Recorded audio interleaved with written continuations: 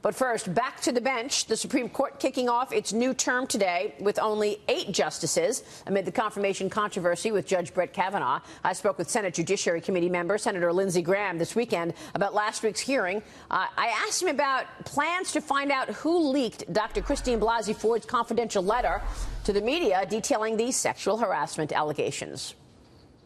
I'm going to try to find out who betrayed Dr. Ford's trust to remain anonymous. There are 3 people, 3 groups that had the letter: a Democratic congresswoman and her staff, Feinstein and her staff, and I don't believe Feinstein did this, and Dr. Ford's lawyers. No friend sent this out to the press. No friend would do this to her. The person who sent this anonymous, destroyed her trust, betrayed her request to be anonymous, had a political agenda. I'm going to get to the bottom of it. Joining us right now is Fox News senior judicial analyst Judge Andrew Napolitano. Judge, great to see you. Oh, good morning. Good morning. Your thoughts on all of this? Well, my thoughts are I didn't expect to be discussing this morning because I thought that Judge Kavanaugh would be on his way to confirmation. I think these are perilous times for him with the reopening of the FBI investigation. And I don't want to see the FBI handcuffed. I want the FBI to be able to do what it does, which is if they ask a series of questions to a person and then they ask who else knows about this and that person tells them, they need to be able to interrogate those folks as well. Now, there's 8,000 FBI agents. They can probably get a lot done in a week. But That's I'm what not. I was saying. Could it possibly take a week?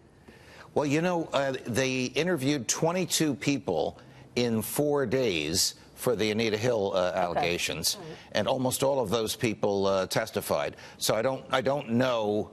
I mean, I know how aggressive they can be and how quickly they can operate, but I'm not happy with the artificial time limit on them, and I don't want to see them blocked from going where the evidence takes them. But, Judge, this is a Senator Jeff Flake deal that he inked with Senator Coons and other Democrats on the judiciary. They're trying to pin this on the White House. And President Trump himself tweeted over the weekend on Saturday that he wants the FBI to interview whoever they deem appropriate at their discretion. So this 1-week timeline, this is a Flake-Coons deal. Well, this is a Mitch McConnell, Chuck Grassley deal as a result of the alliance between Senator Flake and Senator Coons. But look, the FBI has legal and ethical obligations that transcend the instructions given to them. If they see something that is relevant to their inquiry or relevant to a crime, did the judge lie under oath? Did Dr. Ford lie under oath? They cannot look the other way and still fulfill their obligations as federal investigators. But to that point, Judge, what happens at the end of the week comes and they interview witnesses and witnesses name other people and they can't physically get them or get to them by Friday? That'll be part of their report, and whether that part of the report is made public or not, who knows? The Democrats would make a big deal out of it. The Republicans would say enough is enough. I honestly think that it could actually help Judge Kavanaugh, because he's got taint on his skin that's going to be there for a long time, whether he gets confirmed and goes on the Supreme Court, or it doesn't get confirmed, it goes back to the second highest court in the land. And a thorough FBI investigation might actually help him get rid of that taint. And by the way, that's what the president said, and that's also what Senator Lindsey Graham said. Let me ask you about the Rod Rosenstein story as well, because we've got this meeting coming up. White House Press Secretary Sarah Sanders indicated that the president may delay his meeting with Deputy Attorney General for a second time amid uncertainty with the Supreme Court. House Oversight Committee Chairman Trey Gowdy weighed in on Sunday Morning Futures about what he wants to see before talking with Rosenstein himself. Watch.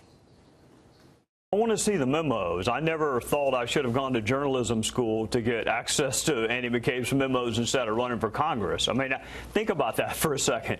You need an online subscription to the New York Times to read Andy McCabe's memos, despite the fact Congress has been asking for it for months. So I need to see the memos. I need to ask Rod what he said, and then we'll get to what he meant.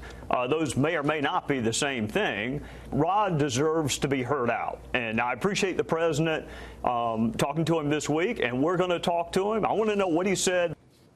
We'll see if the meeting takes place, Judge. To me, if the president is putting this meeting off again, it doesn't bode well for Rosenstein after the midterms. Well, I think the president is going to make significant changes at the Justice Department after the midterms. But I also think the president and Rosenstein have been speaking on the telephone, and the president has pretty much decided There's no coup going on now. This is not an acute issue that I have to address at this moment.